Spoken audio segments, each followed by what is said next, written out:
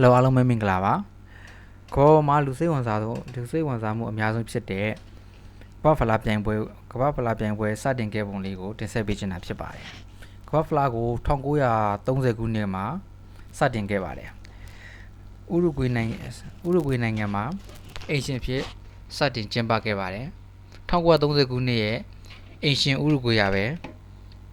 ကမ္ဘာ့ဖလားချန်ပီယံဖြစ်ခဲ့ပါတယ်1930ခုနှစ်ကနေပြီးတော့2022ခုနှစ်ကမ္ဘာ့ဖလားပြိုင်ပွဲအထိစူပရာရရှိခဲ့တဲ့နိုင်ငံကတော့နိုင်ငံ10ခုပဲရှိပါသေးတယ်ဒီနိုင်ငံတွေကတော့ဘရာဇီး9ကြိမ်ဂျာမနီ4ကြိမ်အီတလီ4ကြိမ်အာဂျင်တီးနား3ကြိမ်ပြင်သစ်2ကြိမ်ဥရုဂွေ2ကြိမ်အင်္ဂလန်1ကြိမ်နဲ့စပိန်1ကြိမ်တို့ပဲဖြစ်ပါတယ်ဒီနိုင်ငံ10ခုပဲကမ္ဘာ့ဖလားကိုရရှိခဲ့တာဖြစ်ပါတယ်နောက်ဆုံး2022ခုနှစ်မှာတော့အာဂျင်တီးနားကလီယိုမက်ဆီဦးဆောင်တဲ့အာဂျင်တီးနားအသင်းကစူဖလားရရှိခဲ့တာဖြစ်ပါတယ်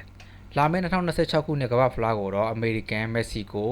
ကနေဒါတို့ကနိုင်ငံ3နိုင်ငံပူးပေါင်းကျင်းပမှာဖြစ်ပါတယ်